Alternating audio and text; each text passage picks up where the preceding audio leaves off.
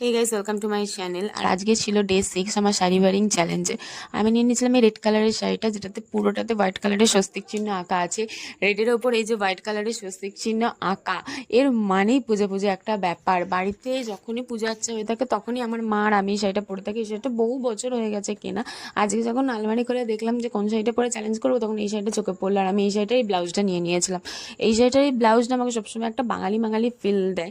আর ব্লাউজটার পিছন থেকে কুচি কুচি দেওয়া আছে, সেই জন্যই হয়তো আমি এই ফিলটা পাই। লাল শাড়ি, সাদা ব্লাউজ, পুজোর একটা লাল সিঁদুরের টিপ, আলগা খোপা, এতে বাঙালি মেয়েদের যতটা সুন্দর লাগে আমার মনে হয় না অন্য কোনো সাজে অতটা সুন্দর লাগে। তোমরা কে কে আমার সাথে একমত অবশ্যই আমাকে কমেন্ট করে জানিও। আর তারপরে ভাবলাম চুলটাকে একটুখানি কী করবো, সত্যি সত্যি যেটা বলেছিলাম ওটাই করে নিলাম, একটুখানি আলগা খোপাই করে নিচ্ছিলাম। আর আজকে আমার মুডটা অতটাও ঠিক নেই, কেন জানি না। আমি ভেতর থেকে অতটা এনার্জি পাচ্ছি না, মুডটাও একটুখানি কেমন খিচকে টাইপের আছে। জানি না, যারা যারা মুডি হয় তারাই বুঝতে পারবে যে এক্ষুনি মুড ভালো এক্ষুনি মুড খারাপ।